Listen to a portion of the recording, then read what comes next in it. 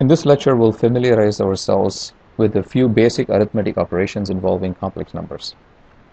Let's begin with the complex conjugate of a complex number.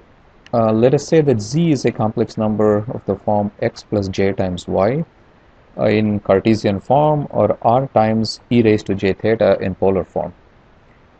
Then the complex conjugate of z, which is denoted by usually z star or z asterisk, or sometimes given by a z bar, is defined as the complex number given by x minus j times y. So we keep the same real part as that of z, but we negate the imaginary part of z. Then we get the complex number z star, which we call as the complex conjugate of z.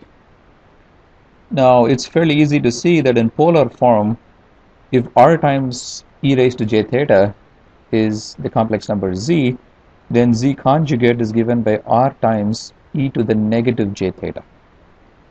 Okay, and it's pretty easy to see that this is indeed the complex conjugate if you just use Euler's formula to write out the polar form in Cartesian form, and then you see that in fact when you look at the complex number r times e to the negative j theta, you get something like r times cosine theta minus j times sine theta, whereas r times e to the j theta would be r times cosine theta plus j times sine theta.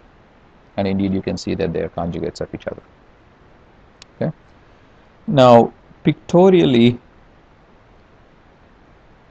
if you look at the complex plane, and if z is a complex number, let's say z is the complex number 3 plus 2i.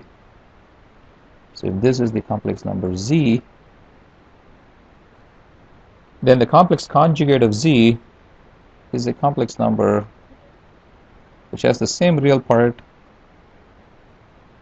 with the negative of the imaginary part. So this would be a complex number in the fourth quadrant in the complex plane.